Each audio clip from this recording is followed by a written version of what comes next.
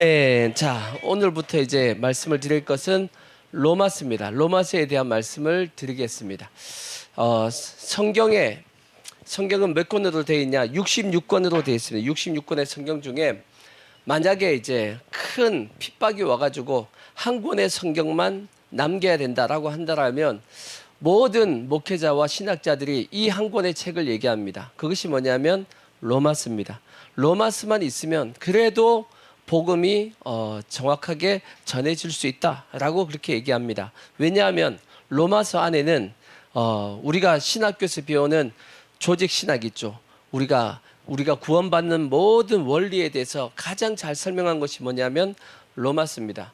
뿐만 아니라 하나님에 대한 것도, 예수님에 대한 것도, 성령님에 대한 것도, 그다음에 인간에 대한 것도, 죄에 대한 것도, 그다음에 교회 생활을 어떻게 해야 되고 우리가 어떻게 살아야 되느냐 하는 그러한 부분도, 또 마지막 때 종말론에 대한 우리가 얘기하는 신학교에서 배우는 조직 신학이라고 하는 그 모든 내용의 원리와 그다음에 그 보는 관점, 어떻게 봐야 되는지에 대한 설명이 다 기록이 되는 것이 어디냐면 그것이 로마서입니다. 그래서 로마서를 정확하게 알게 되면 우리의 신앙의 모든 이 관점을 정확하게 알 수 있고 신앙을 또 올바르게 세워갈 수 있습니다. 그래서 목사님들이 다 모든 성경 중에서 가장 좋아하는 성경이 로마서다 하시는 분들도 상당히 많습니다. 로마서가 써지게 된 배경은 뭐냐면 로마서는 로마서를 쓴 사람이 누구죠? 사도 바울이죠. 근데 로마 교회는 사도 바울이 세운 교회가 아닙니다. 사도 바울이 세운 교육이 아니고 로마 교회에 지도자가 없습니다. 지도자가 없어요. 왜 없냐면 로마 교회가 세워지게 된 배경은 뭐냐면 예수님께서 부활하시고 승천하신 이후에 성령님이 오순절날 오셨단 말이에요. 그 성령님이 오순절날 오셨을 때 오순절이니까 전 세계에서 유대인들이 오순절날 명절에 예루살렘에 찾아왔단 말이에요. 그죠? 그때 성령 세례가 임하고 하는 그것을 보고 거기서 예수를 믿어가지고 이제 자기가 원래 살던 로마로 가가지고 세운 교회가 로마 교회입니다. 그러니까 로마 교회는 뭐가 없냐면 지도자가 없어요. 누가 세웠는지가 기록이 안 돼 있습니다. 그러다 보니까 지도자가 없고 누가 세웠는지 확실하지 않다 보니까 뭐가 약하겠어요? 신학적인 부분, 우리가 구원받는 이러한 원리와 이 모든 이런 것들에 대해서 정립이 제대로 잘 안 돼 있는 겁니다. 그래서 사도 바울이 로마서를 쓰게 된 겁니다. 아시겠죠? 근데 그러면 사도 바울이 로마서를 언제 썼냐? 언제 썼냐면 사도 바울에 대해서 이제 우리가 사도행전에 대해서 어느 정도 아시는 분들은 사도 바울이 전도 여행을 몇 번 하죠? 1차 전도 여행, 2차 전도 여행, 그다음에 3차 전도 여행. 그다음에 어디로 가죠? 예루살렘에 올라갑니다. 예루살렘에 올라갔다가 예루살렘에서 2년 동안 깜빵에 들어가 있습니다. 가이사라에서 이제 깜빵에 들어가서 2년 동안 있다가 로마로 이제 후송되어 가죠. 그래서 로마로 가는 과정, 그 과정이 기록된 것이 사도행전에 이제 기록이 돼 있단 말이에요. 그래서 이제 로마로 가가지고 누구 앞에 서게 되냐면 가이사에게 이제 가이사 앞에서 재판을 받는 그는 성경에 기록되어 있지 않지만 역사에 이제 이렇게 역사적인 내용을 보면 다 기록이 되어 있습니다. 그러니까 사도 바울이 이제 가이사 앞에 서서 복음을 전한 내용이 있고 거기서 사도 바울이 안 죽어요. 풀려납니다. 풀려나가지고 어디로 가냐면 서바나로 갑니다. 로마에서 서바나가 어디죠? 지금의 스페인입니다. 스페인. 그러니까 그때 당시에 이 땅의 땅끝이 어디냐면 스페인입니다. 우리가 유럽 지도를 보면 맨 끝에 어떤 나라가 있죠? 포르투갈이 있습니다. 스페인 끝에 조금 붙어 있는 게 포르투갈이 있어. 그때 당시는 그냥 그 전체 지역을 서바나 지역이라고 그랬어. 서바나 지역이고 지금은 지도상으로 보면 맨 끝에가 포르투갈입니다. 근데 스페인 옆에 조그맣게 붙어 있어요. 근데 그 당시는 이제 여기가 땅끝이니까 사도 바울이 어디까지 복음을 전하려고 땅끝까지 가서 복음을 전하려고 서바나에서 복음을 전하겠다라고 생각을 했단 말이에요. 그러는데 이제 사도 바울이 3차 전도 여행을 하다가 헌금을 많이 받습니다. 헌금을 받는데 그 헌금을 받은 이유가 뭐냐면 예루살렘 교회가 흉년이 들어가지고 힘들다라는 얘기를 이방 교회들이 들었단 말이에요. 그래서 예루살렘 교회를 돕기 위해서 모금한 헌금을 가지고 마지막 3차 전도여행을 다 끝나고 나서 어느 지역이냐면 고린도 지역에서 머물면서 이제 로마로 가긴 가야 되는데 로마로 가기 전에 먼저 어디부터 가겠다? 이 돈을 들고 예루살렘에 먼저 가서 그들에게 연보 주고 다시 어디로 가겠다? 로마로 가겠다라고 이제 계획을 세운단 말이에요. 성경에 기록이 돼 있어요. 자, 로마서 15장 22절 보면 기록이 돼 있습니다. 그러므로 또한 내가 너에게 가려 하던 것이 여러 번 막혔더니 로마입니다. 로마에 가려다 하는 것이 여러 번 막혔더니 이제는 이 지방에 일할 곳이 없고 또 여러 해 전부터 언제든지 어디로 가려고? 서바나가 어디라고요? 스페인 서바나로 갈 때 너희에게 가기를 바라고 있었으니 스페인 가기 전에 어디를 먼저 두르겠다? 로마를 먼저 갔다가 하겠다. 여러분 지중해 지도 여러분 모르겠지만 지금 사도 바울이 쓰고 있는 요 로마서를 쓰고 있는 지역이 고린도입니다. 고린도를 보면 서쪽 지역이 로마가 있어요. 로마가 있어. 오른쪽으로 지중해 밑으로 내려가면 이스라엘 땅이 있습니다. 그러니까 지금 그 중간에 있는 거예요. 거기서 원래는 어디로 가야 되는데 서쪽으로 해서 로마로 가야 되는데 지금 뭘 하기 위해서 연보를 가지고 예루살렘 가겠다라고 얘기하는 겁니다. 이는 24절 이는 지나가는 길에 너희를 보고 먼저 너희와 사귐으로 얼마간 기쁨을 가진 후에 너희가 그리로 어디로 서바나로 보내주기를 바람이라. 그러나 이제는 지금은 내가 성도를 섬기는 일로 어디로 간다? 예루살렘으로 가노니 이는 마게도냐와 아가야 사람들이 예루살렘 성도 중 가난한 자들을 위하여 기쁘게 얼마를 연보하였음이라. 이해가 되시죠? 그래서 이제 당장에 로마로 가지 못하니까 고린도에서 뭘 쓰게 되는 거죠? 로마서를 쓰는 거예요. 고린도에서 로마서를 써서 미리 보낸 겁니다. 이해가 되시죠? 그리고 나서 사도 바울이 이제 예루살렘에 가서 깜방에 2년 있다가 2년이 넘은 시간이 지나서 로마로 이제 실제는 가게 됩니다. 이해가 되시죠? 이것이 이제 기본적인 로마서에 대한 배경의 내용이고 오늘 이제 제목은 뭐냐? 오늘 로마서 1장 1절부터 7절 제목은 뭐냐면 자, 사도 바울의 자기소개입니다. 자기소개. 자, 오늘 제목은 사도 바울의 뭐다? 자기소개입니다. 자기소개하는 내용입니다. 우리도 편지를 쓰면 제일 먼저 뭐부터 쓰죠? 인사하잖아요. 인사하려고 그러면 뭐부터 인사하기 위해서 뭐부터 해야 돼요? 자기에 대해서 얘기를 해야 될 거 아니야. 그죠? 그래서 사도 바울이 이제 자기에 대해서 먼저 로마서를 쓰면서 소개를 합니다. 뭐라고 소개하냐? 첫 번째 보니까 예수 그리스도의 종 바울은 그렇게 돼 있어요. 자, 첫 번째 사도 바울은 자기를 뭐라고 얘기했죠? 예수 그리스도의 종이다. 자기를 예수 그리스도의 종이다라고 얘기합니다. 지금은 종에 대한 개념이 우리에게는 없습니다. 그 당시의 종은 실제적으로 우리가 알고 있는 뭐냐면 노예입니다. 노예. 지금은 우리는 종이 아니죠. 종의 개념이 우리는 없습니다. 우리는 단지 고용주와 우리가 그냥 단지 일하는 종업원이든지 사원이든지 그냥 우리가 일하는 사람이지 우리가 종으로서 일하는 것은 없습니다. 하지만 저 당시는 무슨 제도가 있었죠? 노예 제도가 있었어요. 종에 대한 제도가 있었단 말이에요. 그러니까 우리가 생각하는 이러한 개념하고는 완전히 다른 개념입니다. 종이라는 것은 완전히 주인에게 묶이는 그러한 인생이 그게 종이란 말이에요. 근데 사도 바울은 자기를 누구라고 얘기하죠? 예수 그리스도의 종이다라고 말씀했습니다. 그렇다면 사도 바울만 예수 그리스도의 종인가? 우리도 또 누구의 종이겠죠? 예수 그리스도의 종입니다. 그러니까 사도 바울만 예수님의 종이 아니고 우리도 뭐다? 예수 그리스도의 종이다. 맞아요? 틀려요? 맞죠?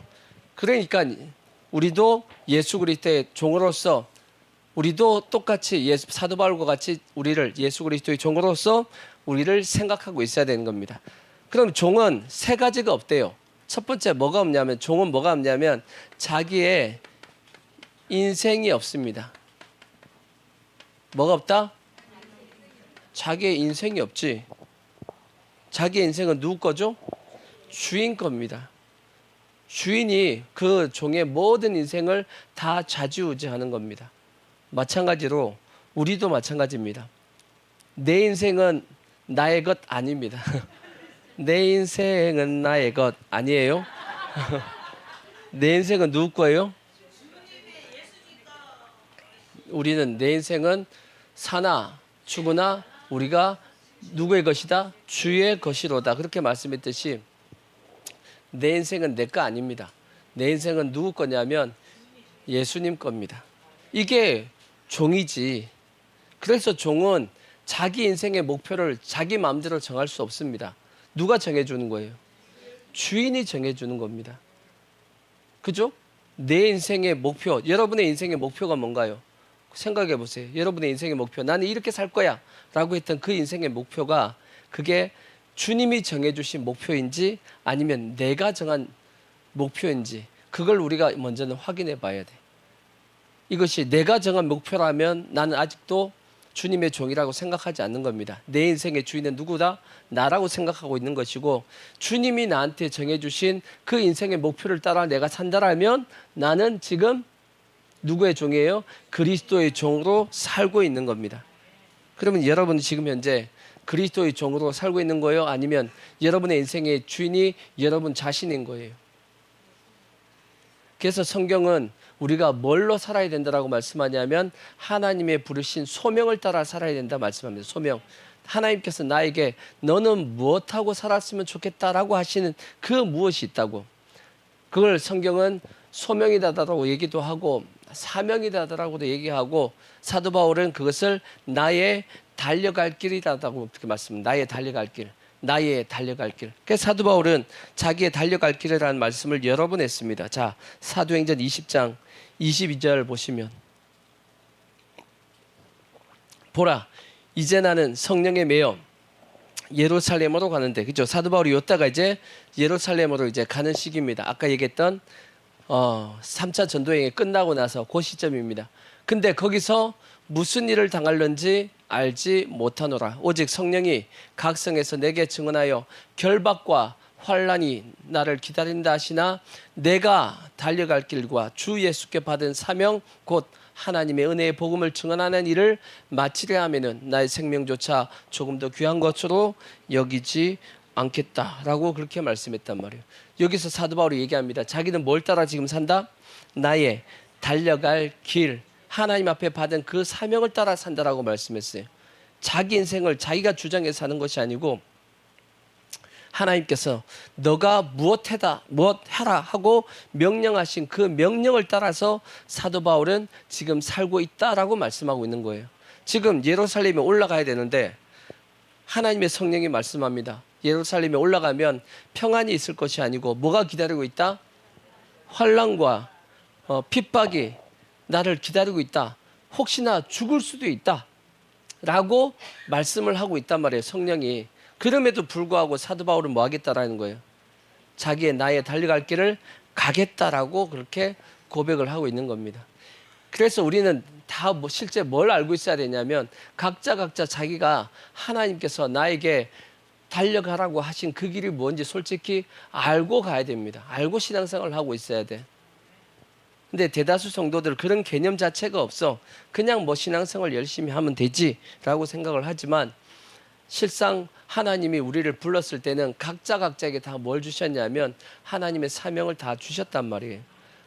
그렇다고 해서 특별하게 다 전부 다 그냥 목회자 되라 그런 거 아니에요.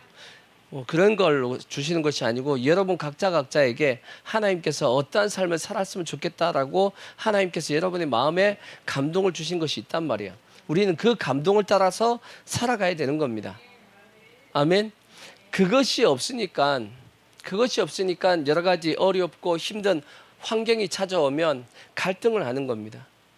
그것이 있으면 확실하게 내가 나의 달려갈 길을 알면 뭐가 없냐면 갈등을 안 합니다. 어차피 이 길은 내가 뭐 해야 된다? 가야 될 길이다. 그렇게 생각을 하는 겁니다. 저도 마찬가지요. 울산에 들어올 때 울산에 아는 사람 아무도 없는데 뭘 그냥 무작정 내려간 겁니다. 왜 내려가냐? 내 마음의 감동에 울산 가라 하는 감동이 있으니까 그냥 가는 거야. 왜? 책임은 누가 지는 거예요? 주님이 지는 거지 뭐. 가라고 했으니까. 근데 그것이 확실하면 뭐가 없어요? 갈등이 없어. 가는 길에 힘들고 어려운 거 있다 할지라도 어차피 이건 내가 뭐 해야 되는 길이야? 가야 될 길인 겁니다. 근데 이것이 확실하지 않으면 계속 뭐 하게 되냐면 갈등하게 되는 겁니다. 내가 가는 길이 맞냐 틀리냐 계속 그 고민하고 있는 거야. 그래서 수많은 성도들이 내가 가야 되냐 말아야 되냐 이걸로 갈등하다가 시간을 뭐 하고 있냐면 허비하고 있는 겁니다. 인생을 허비하고 있는 거야. 그걸 빨리 우리가 뭐 해야 되냐면 알고 가면 시간을 단축시킨 겁니다. 그게 가장 빨리 가는 거야. 아시겠죠? 그러니까 우리가 뭘 알아야 된다고요? 나의 달려갈 길을 우리가 알아야 됩니다. 각자가 하나님께서 나에게 어느 길로 가라고 하신지 그걸 알아야 됩니다. 그걸 알아야지만 우리가 마지막 죽기 전에 이렇게 고백할 수 있는 겁니다. 사도 바울처럼. 자, 사도 바울이 뭐라고 고백했냐? 디모데후서 4장 7절에 보시면 디모데후서 4장 7절 이렇게 고백이 가능한 거예요. 나는 선한 싸움을 싸우고 나의 달려갈 길을 뭐 했다? 마치고 믿음을 지켰다. 그러니까 이제후로는 나를 위해서 뭐가 준비되어 있다? 의의 면류관이 준비되어 있다라고 말씀하잖아. 사도 바울은 자기 인생이 거의 다 이제 끝났을 때 디모데후서니까 이제 사도 바울이 이제 죽기 직전입니다. 마지막에 쓴 서신이란 말이에요. 그 서신에서 사도 바울이 이렇게 고백한 겁니다. 나의 달려갈 길을 뭐 했다? 마쳤다. 우리도 나중에 이제 주님 앞에 서기 전에 죽기 전에 마지막 주님 앞에 저렇게 고백하고 주님 앞에 가야 됩니다. 나의 달려갈 길을 뭐 했다? 마쳤다. 다 갔다. 하나님께서 나보고 가라고 했던 그 길을 나는 다 갔다. 이렇게 고백하고 주님 앞에 딱 가면 주님께서 뭘 주신다고요? 의의 면류관을 주신다라고 말씀하고 있잖아. 근데 내가 어디로 가야 될지 모르고 있는데 마쳤는지 안 마쳤는지 어떻게 아냐고. 그래요, 안 그래요? 그래서 확실하게 먼저 우리는 뭘 알아야 된다고요? 나의 달려갈 길이 뭔지를 알아야 돼. 그러니까 내가 가려고 하는 길을 가면 안 되고 하나님이 가라고 하신 그 길을 가야 되는 겁니다. 그게 뭐냐? 그게 예수 그리스도의 종의 모습이다라고 성경이 말씀하고 있고 사도 바울은 그렇게 갔다라고 말씀하고 있는 겁니다. 아멘. 그래서 우리는 사도 바울처럼 예수 그리스도의 종이 되어야 됩니다. 종이라면 뭐가 없다고요? 내 인생 없어요. 내 인생은 내 거 아닙니다. 내 인생 누구 거라고요? 주님 겁니다. 주님이 가자고 하신 그 길로 가는 것이 종의 모습입니다. 아멘. 두 번째, 종은 뭐가 없냐? 자기의 의지가 없습니다. 의지가 없다. 의지라는 게 뭐겠어요? 자기가 하고 싶은 대로 하는 게 아니란 말이에요.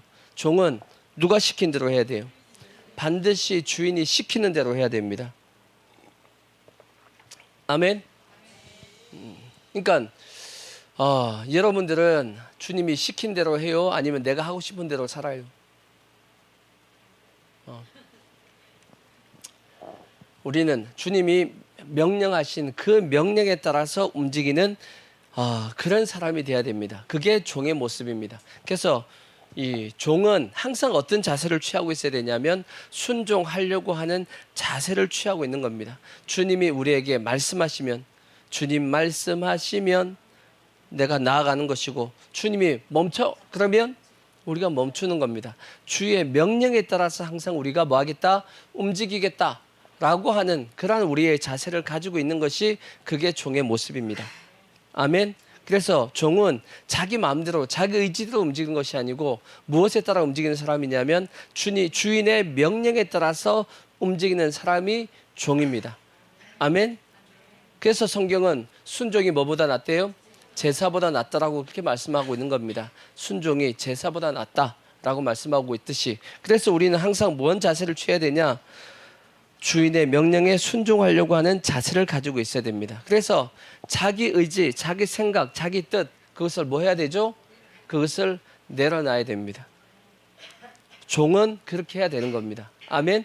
그래서 사도 바울은 얼만큼 자기 의지와 뜻을 내려놨냐 이렇게 고백하죠. 자, 고린도후서 10장 3절에 보시면 고린도후서 10장 3절 이렇게 합니다.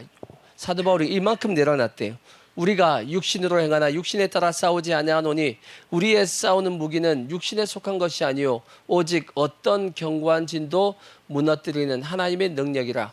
모든 이론을 뭐하며 무너뜨리며, 자기가 가지고 있는 모든 이론들, 배운 이 학문들, 그 모든 것을 다 뭐 하겠다고요?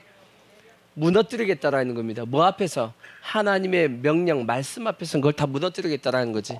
하나님을 아는 것을, 대적하여 높아진 것을 다 무너뜨리고 모든 생각을 다 사로잡아서 어디에게? 그리스도에게 복종하겠다. 이게 종의 모습인 겁니다. 내 생각과 내 뜻대로 살아가는 것이 아니고 하나님의 뜻 앞에서는, 하나님의 말씀 앞에서는 내 모든 생각을 다 내려놓겠다라는 거지. 그게 종의 모습이지. 또 사도 바울이 또 고백하고 있는 거, 빌립보서 3장 7절을 보시면, 빌립보서 3장 7절, 그러나 무엇이든지 내게 유익하던 것을 내가 그리스도를 위하여 다 해로 여길 뿐더러 또한 모든 것을 해로 여김은 내 주 그리스도 예수를 아는 지식이 가장 고상하기 때문이라. 내가 그를 위하여 모든 것을 잃어버리고 뭘로 여긴다? 배설물로 여기겠다. 자기의 모든 지식과 학문을 뭐처럼 버려버리겠다. 배설물이 뭐예요? 배설물을 한 글자로 똥, 똥입니다. 똥. 똥으로 여기겠다고 얘기한 겁니다. 우리가 화장실에서 물을 내립니다. 물 내려야 돼, 안 내려야 돼? 안 내리고 나오면 안 돼요. 물 내리고 나와야지. 물 내리고 나오잖아. 근데 물을 내릴 때 아까워. 그런 사람 있어요, 없어요? 없어. 안 아까워. 그냥 버리는 거야. 그것처럼 우리가 가지고 있는 그 지식을 뭐 앞에서는, 하나님의 말씀 앞에서는 그것을 그냥 버려버리겠다라고 고백하는 사람이 누구예요? 그게 사도 바울이고, 그게 무슨 모습이다? 종의 모습이다라는 거예요. 그래서 우리들은 반드시 뭐가 돼야 되냐? 종이 돼야 되는 겁니다. 이렇게 할 때 그에게 나타나는 것이 뭐냐면 그 말씀의 능력이 나타납니다. 어떤 사람에게 능력이 나타나냐? 자기의 뜻을 내려놓고 하나님의 말씀을 붙잡는 사람에게 뭐가 나타난다?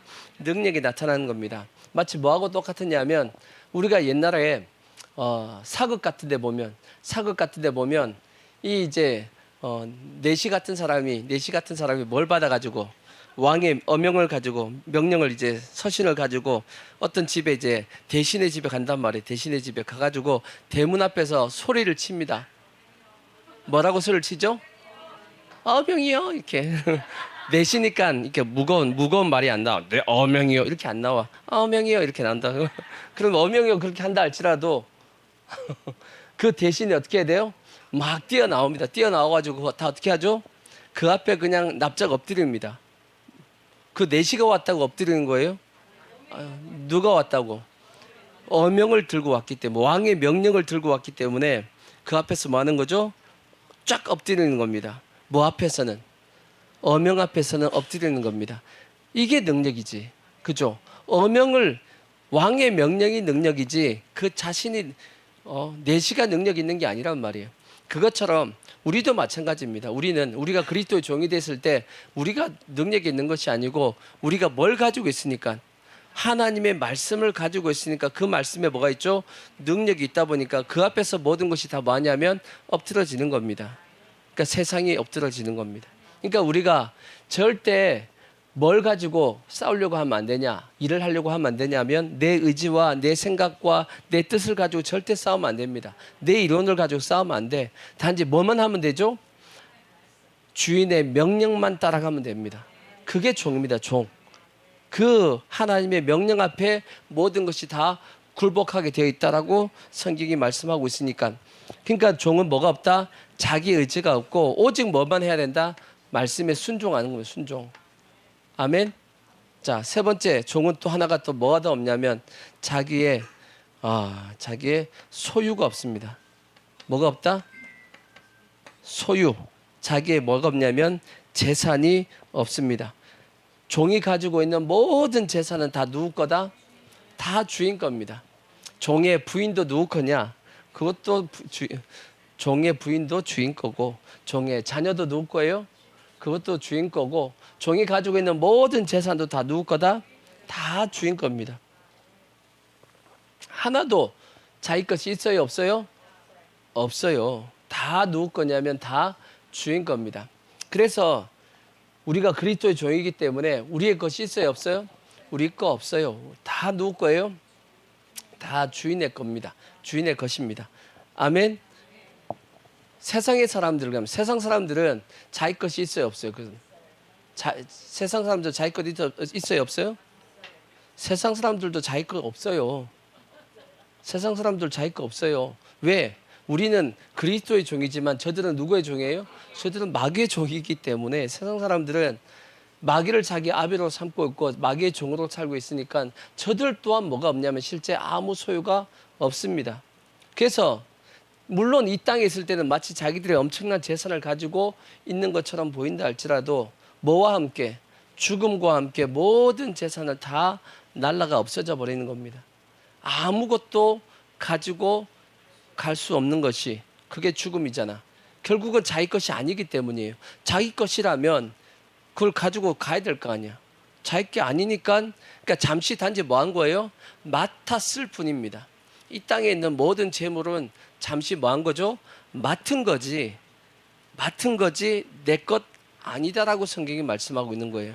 그래서 성경은 어떤 사람이 어리석다라고 말씀했냐? 예수님께서 이렇게 말씀했어요. 누가복음 12장 20절에 보시면 이런 사람을 어리석다라고 말씀했어. 하나님이 이르시되 어리석은 자여, 누가 어리석냐? 오늘 밤 너의 영혼을 도로 찾으리니 그러면 너의 준비한 것이 누구의 것이 되겠느냐 하셨으니 자기를 위하여 뭐 했고?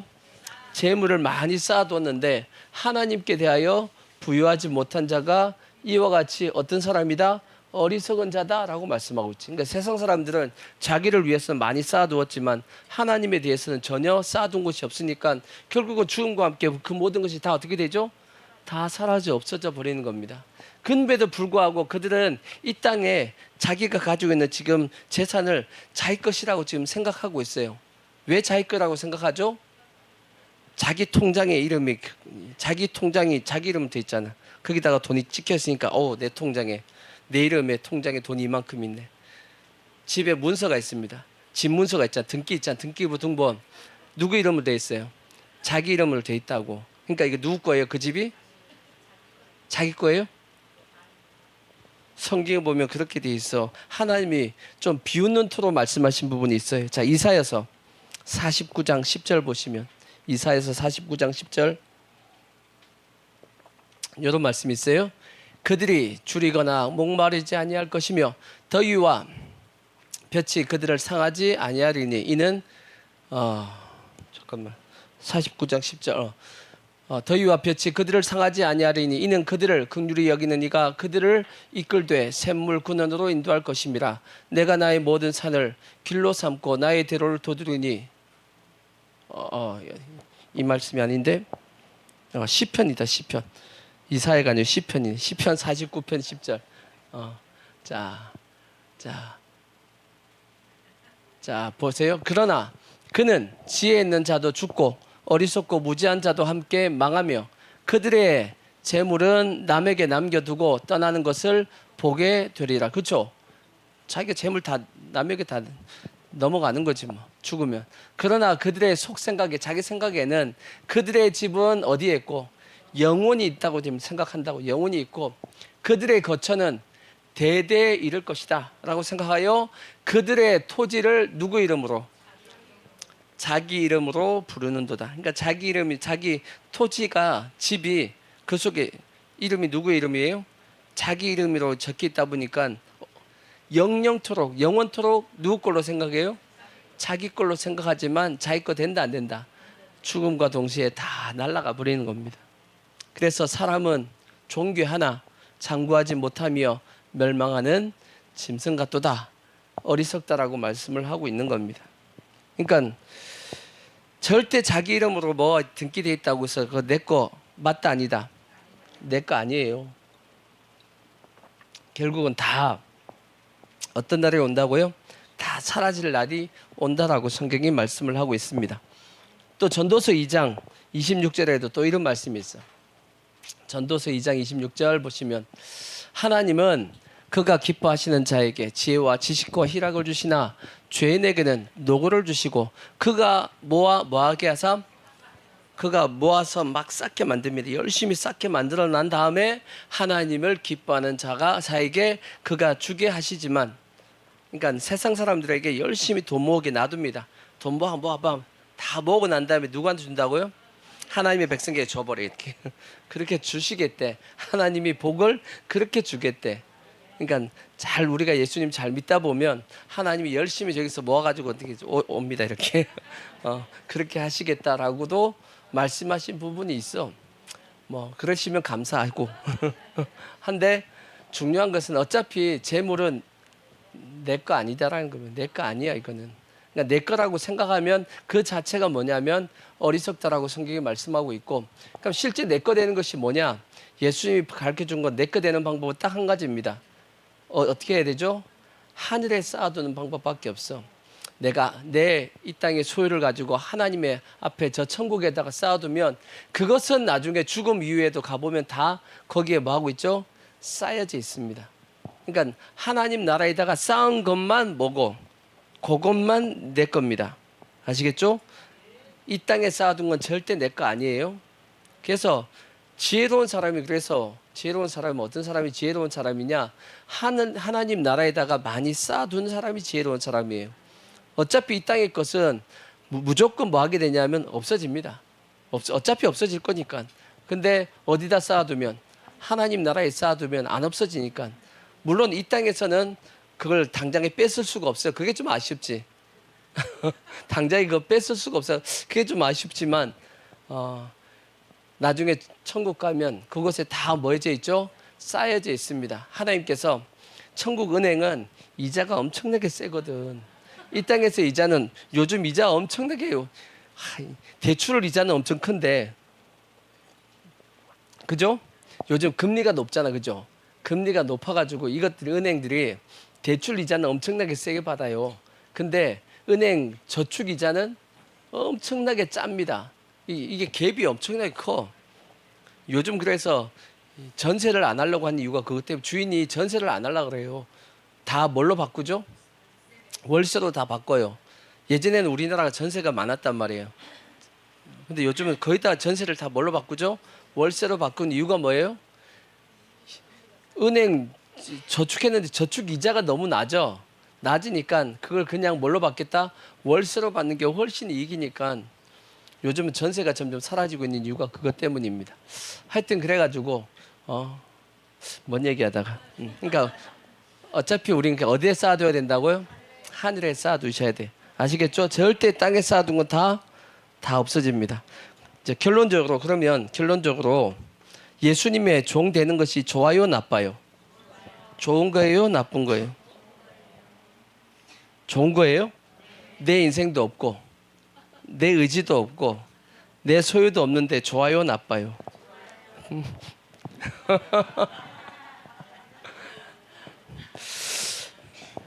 입이 좋다 그러는 거야, 속이 좋다 그러는 거야? 입이 좋다 그러는지 속이 좋다는지 알 수가 없네. 근데 이렇게 종이 될 때 예수님께서 우리에게 어떻게 주시겠다라고 말씀했냐?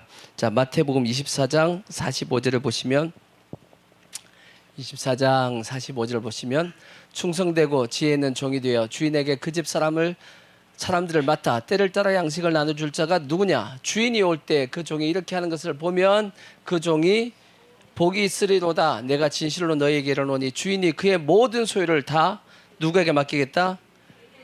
그 종에게 맡기겠답니다. 그러니까 우리가 예수 그리스도의 종이 되면 모든 소유가 다 주님 것 같지만 주님이 나중에 주인의 모든 그 소유를 다 누구에게 맡기겠다? 종에게 맡기겠대요. 그래서 종에게 우리가 다 맡는단 말이에요. 주인의 모든 걸 다 누가 맡아요? 우리가 다 맡는다니까. 그래서 나중에 천년왕국에 가면 우리가 뭐 하죠? 왕이다, 왕. 자, 계시록 20장 4절에 보시면, 또 내가 보자들을 보니 거기 앉은 자들이 있어 심판하는 권세를 받았더라. 또 내가 보니 예수를 증언함과 하나님 말씀 때문에 목배임을 당한 자들의 영혼과 또 짐승과 그의 우상에게 경배하지 아니하고 그들의 이마와 손에 그의 표를 받지 아니한 자들이 살아서 그리스도와 더불어서 천년 동안 뭐한다? 우리는 다 왕이 되는 거. 왕 노릇하니 그 나머지 죽은 자들은 그 천년이 차이까지 살지 못하더라. 이는 첫째 부활이라. 이 첫째 부활에 참여한 자들이 복이 있고 거룩하도다. 둘째 사망이 그들을 다스리는 권세가 없고 도리어 그들이 하나님과 그리스도의 제사장이 되어 천년 동안 그리스도와 더불어 왕 노릇하리로다. 천년 동안 천년왕국이 되면 우리는 다 뭐 하냐면 왕 노릇한단 말이에요. 그때는 종이 아니야. 뭐라고요? 왕입니다. 왕. 그럼 천년왕국 동안만 우리가 왕을 하냐? 아니고 영원토록 왕을 한다라고 돼 있어. 자, 계시록 22장 1절을 보시면 새 예루살렘 성이 임하면 새 예루살렘 성이 쫙 임하면 또 그가 수정같이 맑은 생명수의 강을 내게 보이시니 하나님과 및 어린 양의 보좌에서부터 나와서 생명수 강이 어디서부터 나온다고요? 하나님 보좌에서부터 강이 쫙 물이 흘러본데 길 가운데 흐르더라. 강 좌우에는 그 생명수 강 좌우에는 뭐가 있고 생명나무가 쫙 있습니다. 그리고 12가지 열매를 맺습니다. 열매가 몇 개예요? 12가지의 열매를 쫙 맺어. 달마다 그 열매를 맺고 그 나무 잎사귀들은 만국을 뭐하는 치료하기 위하여 있더라. 다시 뭐가 없고 다시는 저주가 없어. 하나님과 그 어린 양의 보좌가 그 가운데 있으리니 그의 종들이 그를 섬기며 그의 얼굴을 볼 터이요 그의 이름도 그들의 이마에 있으리라. 다시 뭐가 없고 밤이 없겠고 등불과 햇빛이 쓸데없으니 이는 주 하나님이 그들에게 빛이심이라. 그들이 세세토록 뭐한다? 왕 노릇하리로다. 그들이 하나님의 성도들이 세세토록 영원토록 뭐한다? 왕 노릇한다라는 거예요. 그러니까 우리가 예수님의 종이 확실하게 되면 확실하게 나중에 뭐가 된다? 왕이 됩니다. 왕. 확실하게 왕이 된다고. 더 센 말씀도 있어. 자, 누가복음 12장 35절에 보시면 허리에 띠를 띠고 등불을 켜고 서 있으라. 너희는 마치 그 주인이 혼인집에서 돌아와 문을 두드리면 곧 열어주려고 기다리는 사람과 같이 되라. 주인이 와서 깨어있는 것을 보면 그 종들은 복이 있으리로다. 내가 진실로 너희에게 이르노니 주인이 뭐하고 띠를 띠고 그 종들을 뭐하고 자리에 앉히고 나와서 뭐하겠다? 수종 들리라. 주인이 수종을 든답니다. 종에게. 물론 예수님이 우리한테 수종된다 그런 개념은 아니겠지만 그만큼 우리의 지위가 어떻게 되냐면 높은 지위까지 올라간단 말이에요. 우리가 뭐 할 때 확실하게 뭐 할 때 그리스도의 종이 될 때 그래서 우리가 이 땅 가운데 내 인생이 없다 할지라도 내가 가고 싶은 데로 못 가고 주님이 가자 한 대로 그냥 간다 할지라도 실망하지 마시고 내 마음대로 못 산다 할지라도 주의 말씀에 순종하고 산다 할지라도 내 소유가 혹시나 이 땅 가운데 없다 할지라도 우리가 낙심하지 마시고 잠시 이 땅은 뭐하냐? 잠시입니다. 나중에 우리가 그리스도의 종이 되어서 우리가 온전히 살아간다라면 영원토록 우리가 뭐 할 텐다? 만다? 왕도를 타게 됩니다. 아멘. 우리가 이 믿음을 가지고 확실하게 뭐가 되자? 그리스도의 종이 되자라는 겁니다. 아멘. 자, 그리고 이제 사도 바울이 다시 자기 자신을 소개합니다. 두 번째 다시 로마서 1장 1절. 아직 1장 1절도 안 넘어갔어요. 자, 1장 1절 다시 보면 자, 로마서 1장 1절 예수 그리스도의 종 바울은 뭘로 부르심을 받았다? 사도로 부르심을 받았다라고 해요. 사도 바울은 사도로 부르심을 받았습니다. 그러니까 사도 바울이 물론 예수 믿기 전에 뭐였죠? 사울이라는 청년이었는데 예수 믿는 사람을 막 핍박했단 말이에요. 핍박하다가 이제 나중에는 다메섹에 가가지고 거기 있는 예수 믿는 사람까지도 막 핍박하려고 가는 중에 누굴 만나죠? 예수님을 길에서 만난단 말이에요. 다메섹 도상에서 예수님을 만나가지고 거기서 예수님을 영접하게 되고 그 다음부터 이제는 완전히 복음을 위해서 살아가는 사람이 되었단 말이에요. 그러다가 이제 거기에서 아나니아라는 선지자를 통해서 성령 세례를 받게 되죠. 그 성령 세례를 받을 때 사도 바울은 그가 어떤 사역을 할지에 대한 말씀을 듣게 됩니다. 자, 사도행전을 보시면 9장 15절 보시면 이런 말씀을 듣게 되죠. 주께서 이르시되 가라. 이 사람은 사울이라는 이 청년은 내 이름을 이방인과 임금들과 이스라엘 자손들에게 전하기 위한 택한 나의 그릇이다. 그가 내 이름을 위하여 얼마나 고난을 받아야 할 것인지 보이겠다라고 말씀했단 말이에요. 그러니까 사도 바울은 하나님 앞에 부르심을 받을 때부터 뭘로 받았냐? 실제 사도로 부르심을 받았습니다.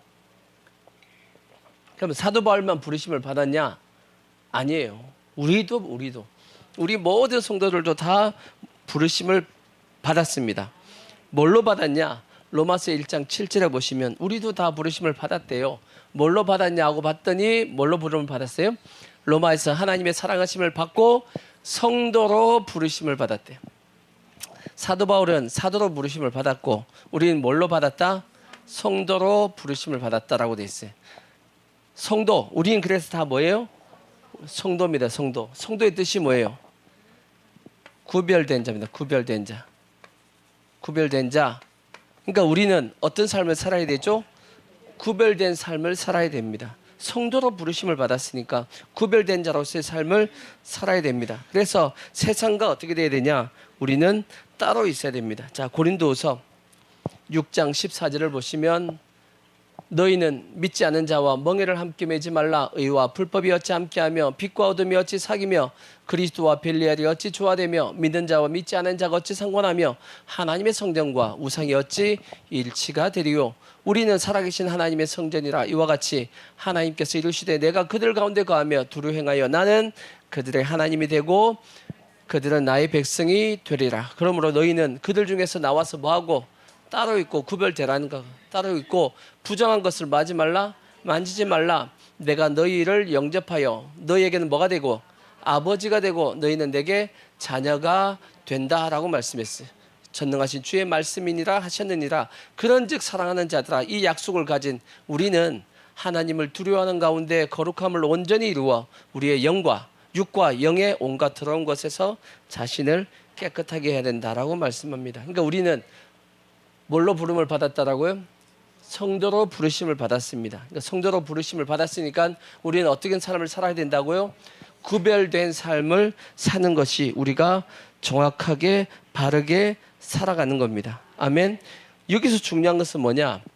우리가 하나님으로부터 부르심을 받았다라는 게 부르심을 뭐 했다?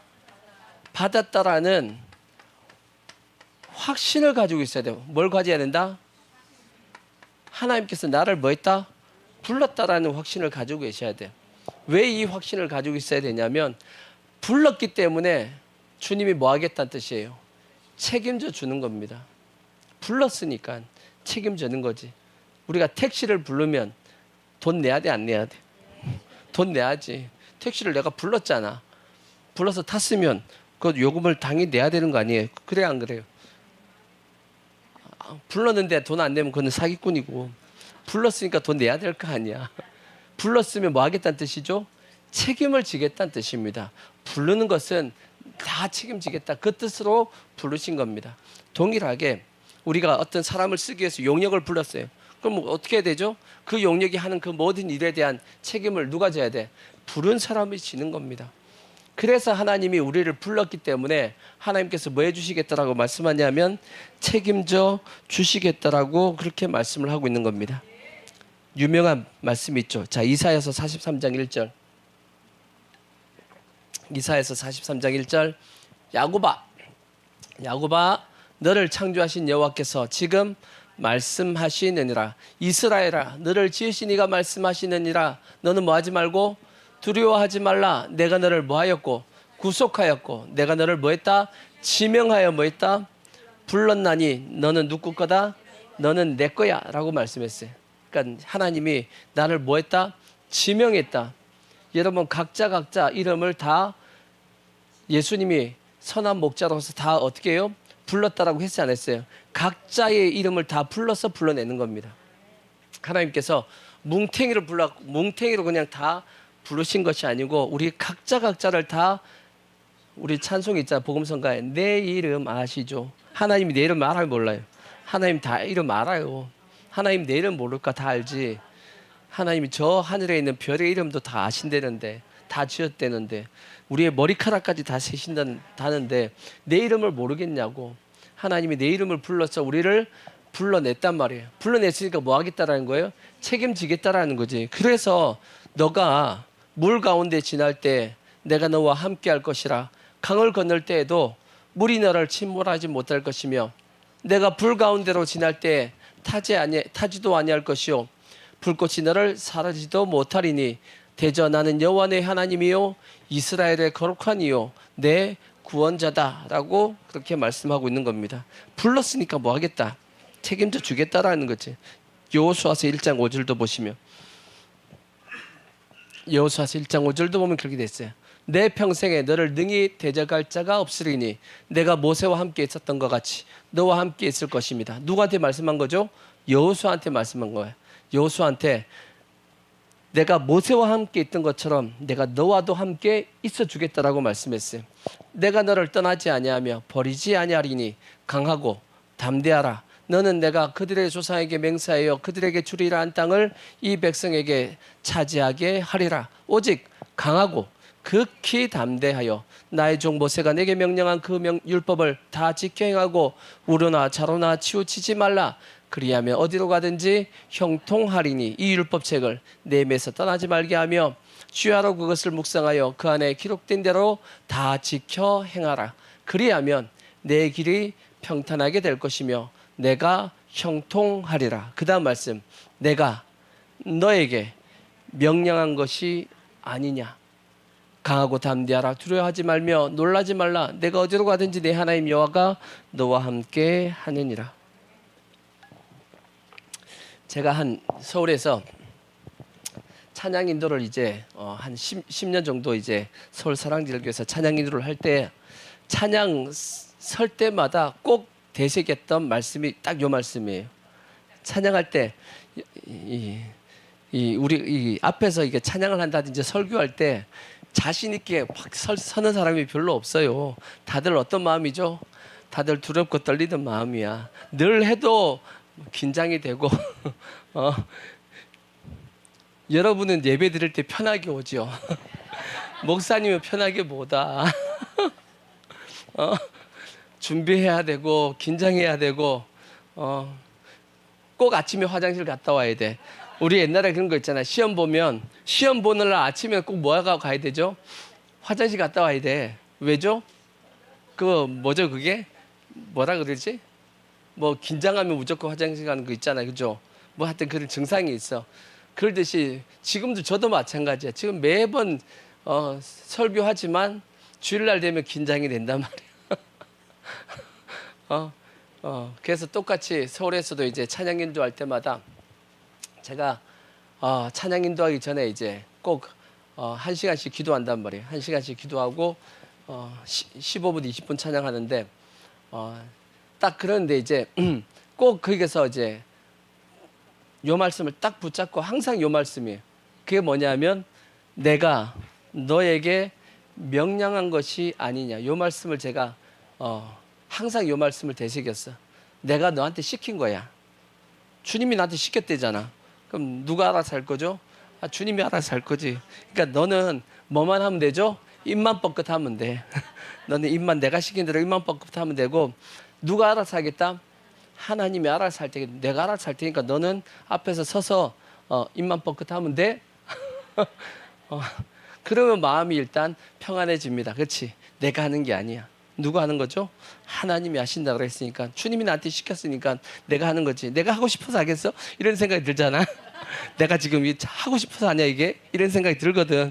이 힘든 걸 이 긴장되는 걸 내가 왜 이런 생각이 든단 말이에요. 근데 주님이 시켰으니까 내가 하는 거지 라고 서서 제가 했던 기억이 매 찬양할 때마다 이 말씀을 제가 반복했던 것이 기억이 납니다. 마찬가지예요. 오늘날도 마찬가지입니다. 주님이 나에게 뭐 한 거니까 명령했으니까 주님이 뭐 하시겠다? 책임져 주겠다라는 거지. 주님이 알아서 하시겠다라고 우리에게 말씀하고 있는 겁니다. 아멘. 그러니까 우리는 뭐 하지 말자? 하나님이 나를 불렀다는 것에 대한 확신을 가지고 두려워하지 말고 담대하라고 우리에게 말씀을 하고 있는 겁니다. 아멘. 그래서 우리는 담대히 무엇을 따라 살아야 되냐? 하나님이 우리를 부르신 목적이 있지. 목적이 있죠. 사도 바울은 사도로 부르심을 받았으니까 사도로서의 목적이 있을 것이고 우리는 성도로서의 부르심을 받았으니까 성도로서의 목적이 있겠죠. 그 목적을 따라서 우리는 뭐 하면 되죠? 살아가면 되는 겁니다. 아멘. 그죠? 그러면 우리의 부르심의 목적이 뭐냐는 거지. 뭘 위해서 불렀냐? 로마서 1장 1절 다시 보시면 이걸 위해서 불렀다라고 돼 있어요. 그래서 뭘 위해 불렀냐? 예수 그리스도의 종 바울은 사도로 부르심을 받아 하나님의 무엇을 위하여? 복음을 위하여 택정함을 입었으니. 하나님께서 우리를 부르셨는데 뭘 위해 불렀다? 복음을 위해서 불렀다. 뭘 위하여? 복음을 위하여 불렀다라고 그렇게 말씀을 하고 있는 겁니다. 그러니까 우리는 무엇을 위하여 살아야 되죠? 복음을 위하여 살아가면 되는 겁니다. 그러면 복음이 뭐예요? 복음이 뭐죠? 복음이 뭐냐?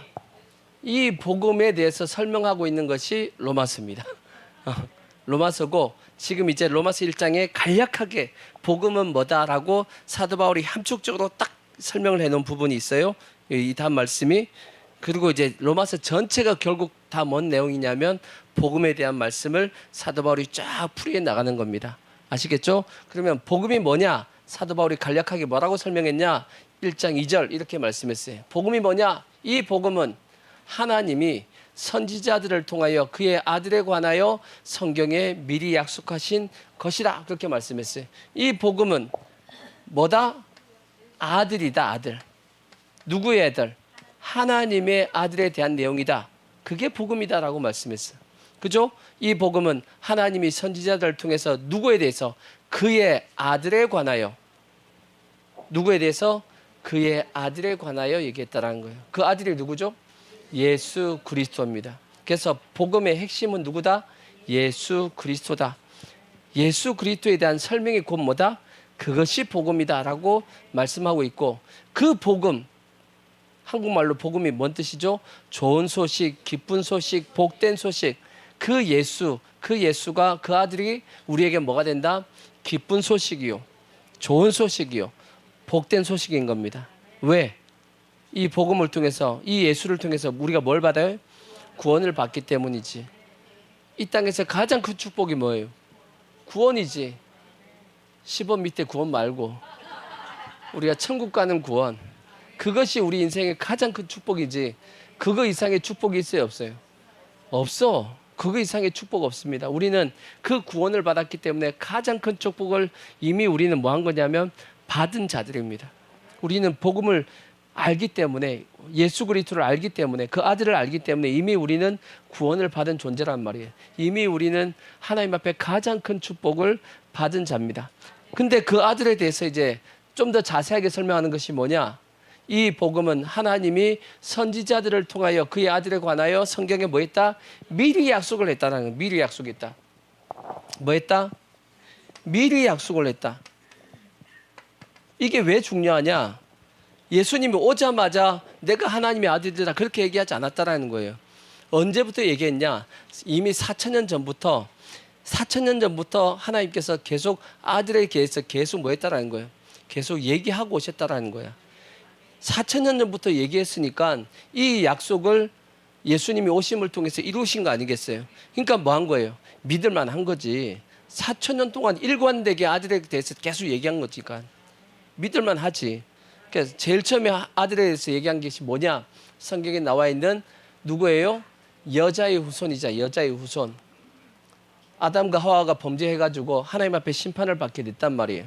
그죠? 그랬을 때 하나님께서 뱀에게 뭐라고 말씀했죠? 여자의 후손이 나중에 태어나게 될 것이다. 그래서 뱀의 머리를 뭐하게 할 것이다? 상하게 할 것이다. 아멘. 여자의 후손이 이 땅에 올 것이다 라고 말씀했단 말이에요. 이 땅의 모든 사람은 다 누구의 후손이죠? 남자의 후손이지. 아버지 날 낳으시고 어머니 날 길렀다. 그게 맞아요. 아버지가 날 낳으신 거야. 그래서 성은 아버지를 따라가는 게 맞는 거야. 아버지가 날 낳으신 거예요. 아버지로부터 나온 거야. 엄마로부터 나온 분은 오직 예수님밖에 없어. 성령으로 잉태되신 분, 예수님, 남자 없이 동정녀로 태어나신 분은 예수님밖에 없단 말이에요. 그래서 여자의 후손은 누구밖에 없어요? 예수님밖에 없다라고 성경이 말씀하고 있잖아요. 그러니까 이미 뭐 하신 거예요? 4천 년 전부터 약속을 계속 뭐 한 거죠? 해 오신 겁니다. 그 약속을 아주 구체적으로 아주 구체적으로 설명한 사람이 누구냐 하면 그게 이사야잖아요. 이사야서. 우리가 잘 아는 이사야서. 이사야서 몇 장을 봐야 되죠? 53장. 53장을 보면 우리가 그때 그 성경 박물관 갔을 때 유대인들은 지금도 성경을 읽을 때 이사야서 52장 읽고 53장 안 보고 54장으로 넘어갑니다. 유대인들은 53장을 안 읽어요. 왜 안 읽냐? 읽으면 이게 누구란 걸 알 수 있죠? 예수님이란 걸 알거든. 그러니까 유대인들은 52장 읽고 54장 읽습니다. 53장 절대 안 읽어요. 왜? 자기들이 해왔던 짓이 있다 보니까 53장을 읽으면 분명히 이건 누구다. 2000년 전에 오신 예수님이란 걸 알 수 있으니까 예수님을 부인하고 싶은데 이걸 읽으면 부인이 안 되니까 이걸 못 보게 한단 말이에요. 그러니까 유대인들은 지금도 이걸 못 보게 합니다. 아예 못 읽게 하고 못 보게 하고. 근데 분명히 성경이 말씀했지. 딱 보면 알잖아. 우리가 전한 것을 누가 믿었느냐? 여호와의 팔이 누구에게 나타났느냐? 그는 주 앞에서 자라나기를 연한 순 같고 마른 땅에서 나온 뿌리 같아서 고운 모양도 없고 풍채도 없은즉 우리가 보기에 흠모할 만한 아름다운 것이 없도다. 그는 멸시를 받아 사람들에게 버림을 받았으며 강고를 많이 겪었으며 질고를 하는 자라. 마치 사람들이 그에게서 얼굴을 가리는 것 같이 멸시를 당하였고 우리도 그를 귀히 여기지 아니하였도다. 그는 실로 우리의 질고를 지고 우리의 슬픔을 당하였거늘 우리는 생각하기를 그는 징벌을 받아 하나님께 맞으며 고난을 당한다 하였노라. 그가 찔림은 우리의 허물 때문이요 그가 상함은 우리의 죄악 때문이라. 그가 징계를 받음으로 우리는 평화를 누리고 그가 채찍에 맞음으로 우리는 나음을 받았도다. 우리는 다 양 같아서 그릇 행하여 각기 제 길로 갔거늘 여호와께서는 우리 모두의 죄악을 그에게 담당시키셨도다. 그가 곤욕을 당하여 괴로울 때에도 그의 입을 열지 아니하였으며 마치 도수장으로 끌려가는 어린 양과 털 깎는 자 앞에서 잠잠한 양같이 그의 입을 열지 아니하였도다. 그는 곤욕과 신문을 당하고 끌려갔으나 그 세대 중에 누가 생각하기를 그가 살아있는 자들의 땅에서 끊어짐은 마땅히 형벌받을 내 백성의 허물 때문이라 하였으리요. 그는 강포를 행하지 아니하였고 그의 입에 거짓이 없었으나 그의 무덤이 악인들과 함께 있었으며 그가 죽은 후에 부자와 함께 있었도다. 이걸 딱 보면 딱 누가 연상될 수밖에 없죠? 예수님이 연상될 수밖에 없어. 또 성경에 보면 시편 22편도 보면 예수님에 대해서 자세하게 설명된 부분이 많단 말이에요. 일단 보자고 그러면 시편 22편 1절 보시면 내 하나님이여 어찌 나를 버리셨나이까? 어찌 나를 멀리하여 돕지 아니하시며 내 신음소리를 듣지 아니하시나이까? 예수님께서 십자가에 달리셔서 하셨던 말씀입니다. 6절 보시면 6절 나는 벌레요 사람이 아니라 사람의 비방거리요 백성의 조롱거리니다. 나를 보는 자는 다 나를 비웃으며 입술을 비축거리며 머리를 흔들며 말하되 그가 여호와께 의탁하니 구원하실 걸 그를 기뻐하니 건지실 걸 하나이다. 예수님이 십자가에 달렸을 때 조롱했던 말, 이 말들입니다. 똑같이 이 말대로 했습니다. 그 뒤에 14절 보시면 14절 나는 물같이 쏟아졌으며 내 모든 뼈는 어그러졌으며 내 마음은 밀랍 같아서 내 속에서 녹았으며 내 입이 말라서 질그릇 조각 같고 내 혀가 입천장에 붙었나이다. 주께서 또 나를 죽음의 진토 속에 두셨나이다. 개들이 나를 에워쌌으며 악한 무리가 나를 둘러 내 수족을 뭐했다? 손발을 찔렀습니다. 내가 내 모든 뼈를 셀 수 있나이다. 그들이 나를 주목하고 보고 내 겉옷을 나누며 속옷을 제비 뽑았다. 그렇게 말씀합니다. 누구에 대한 말씀이에요? 예수님에 대한 말씀이잖아.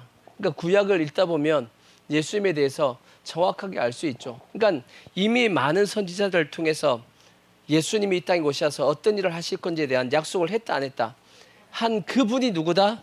그분이 하나님의 아들 예수다라고 해. 미리 다 뭐 했다? 약속되어져 있었다라는 거지. 그러니까 우리가 뭐 할 수 있는 거예요? 믿을 수 있는 거지. 그때 약속했으면 변명할 수 있겠지만 이미 4000년부터 계속 얘기하고 왔으니까 그분이 딱 오셨으니까 정확하게 이분이 그분이다라고 우리가 믿을 수 있는 겁니다. 아멘. 자, 더 나아가서 자, 1장 다시 로마서 1장 1절 보시면 자, 그래서 자, 예수 그리스도의 종 바울은 사도로 부르심을 받아 하나님의 복음을 위하여 택정함을 입었으니 이 복음은 하나님이 선지자들을 통하여 그의 아들에 관하여 성경에 미리 약속하신 것이라. 그의 아들에 관하여 말하면 육신으로는 어떻게 났어요? 그렇죠. 예수님이 그래서 다윗의 혈통으로 났어요, 안 났어요? 그래서 성경 이사야서에도 보면 이새의 뿌리에서 한 싹이 난다라고 말씀했죠. 이새가 누구예요? 다윗의 아버지잖아, 그죠? 그러니까 다윗의 혈통을 나셨고, 그래서 마태복음 1장 1절 아브라함과 다윗의 자손 예수 그리스도의 세계다. 그러니까 예수님께서 누구의 자손을 통해서 다윗의 자손으로 이 땅에 오셨다라고 이렇게 설명을 하고 있고, 그 다음에 4절 성결의 영어로는 죽은 자들 가운데 부활하사 능력으로 하나님의 아들로 선포되셨으니 곧 우리 주 예수 그리스도다. 예수님은 이 땅에서 태어나서 그 다음에 죽은 모든 사람들, 그 누구도 뭐한 사람이 없냐면 부활한 사람이 없어요. 죽음을 이긴 사람이 있어요, 없어요? 없어요. 유일하게 누구만? 예수님만 죽음을 이긴 겁니다. 예수님만 부활하셨단 말이에요. 예수님의 부활을 세상 사람들 얘기하지, 어찌게 사람 죽은데 부활하냐, 그 거짓말이다 라고 얘기할 수 있어도 성경에 보면 예수님의 부활을 목격한 사람이 몇 명이에요? 몇 명? 최소한 몇 명이에요? 500여 형제라고 돼 있어. 500여 형제. 500여 형제가 예수님을 뭐 했다? 부활하심을 보고 승천하심을 본 겁니다. 사도행전 1장에 보면 그들이 수많은 그들 500명의 그 사람들 중에서 많은 사람들이 다 순교했습니다. 뭘 위해서? 예수 그리스도를 위해서, 복음을 위해서 순교했단 말이야. 그들이 뭘 봤기 때문에? 예수 그리스도가 부활하신 걸 봤으니까 저분이 누구라는 거지. 진짜 하나님의 아들이라는 것을 확신했던 거지. 그러니까 자기의 뭐도 걸 수 있는 거예요? 목숨을 걸 수 있는 거지. 예수님의 부활이 거짓이었으면 그들의 목숨을 걸겠냐고. 걸 수 없죠. 근데 그들의 그를 본 부활을, 예수님의 부활을 본 자들이 다 뭐 하는가? 순교한 것을 보면 예수님은 진짜 뭐 한 거다? 부활을 하신 거다라는 것을 뭐 할 수 있죠? 증명을 할 수 있는 겁니다. 아멘. 그래서 그 말씀, 구약에 약속하신 그 말씀이 이 땅 가운데 뭘로 오셨냐면 실제적인 몸을 입고 오신 겁니다. 그래서 요한복음에, 자, 요한복음 1장 14절에 이렇게 설명을 한 겁니다. 요한복음 1장 14절, 말씀이 뭐가 되어서 육신이 되어 우리 가운데 오셨다라는 거지. 그러니까 말씀이, 하나님의 그 약속된 그 말씀이 이 땅 가운데 뭘 입고 오셨다? 육신을 입고 오셨는데 그분이 누구다? 예수 그리스도다라고 설명을 하고 있는 겁니다. 그것이 뭐다? 그게 복음이다. 그게 복음이다 라고 설명을 하고 있는 겁니다. 아멘. 그래서 자, 이어서 계속 보시면 로마서 1장 5절을 보시면 그 다음 읽어보면 그 다음에 이제 이렇게 그로 말미암아 우리가 은혜와 사도의 직분을 받았다 그랬어요. 그러니까 예수님으로 말미암아 우리가 뭘 받았다? 은혜를 받은 것이고, 그리고 예수님으로 말미암아 우리가 뭘 받았냐면 직분도 받은 겁니다. 아멘. 그리고 그의 이름을 위하여 우리가 모든 이방인 중에서 믿어 순종하게 하나니, 그러니까 그의 이름을 위하여 우리가 열심히 뭐하고 있냐면 복음을 전하고 있는 겁니다. 아멘. 그래서 너희도 그들 중에서 예수 그리스도의 것으로 우리가 부름을 받았다라고 그렇게 말씀을 하고 있는 겁니다. 아멘. 그래서 결론적으로 우리가 부름을 받은, 우리가 하나님 앞에 예수님으로부터 부름을 받은 목적은 뭐다? 뭘 위하여? 복음을 위하여. 복음을 위하여 우리가 부름을 받았다라는 겁니다. 이 복음이 뭐냐? 예수 그리스도가 복음이다라고 말씀하고 있고, 그래서 우리는 뭘 따라 살아야 되죠? 복음을 따라 사는 겁니다. 이것이 우리 부르심의 목적을 따라 우리가 가장 잘 사는 겁니다. 가장 잘 사는 방법 다른 게 아니에요. 복음을 따라 사는 겁니다. 예수 그리스도를 믿고, 그 다음에 예수님을 닮고, 그 다음에 예수님을 따르고, 또 예수님을 전하고, 아멘. 이것이 우리가 복음을 위해 살아가는 모습이고, 이렇게 살다가 주님 앞에 서면 주님이 가장 기뻐하는, 너는 내가 부른 그 목적을 따라 살았구나 하고 주님이 우리를 인정하시고 기뻐하실 겁니다. 그리고 우리에게 상을 주실 겁니다. 그래서 우리 모든 성도들 이 복음을 따라 살아감을 통해서 꼭 승리할 수 있는 인생 되시기를 부탁의 말씀을 드리겠습니다.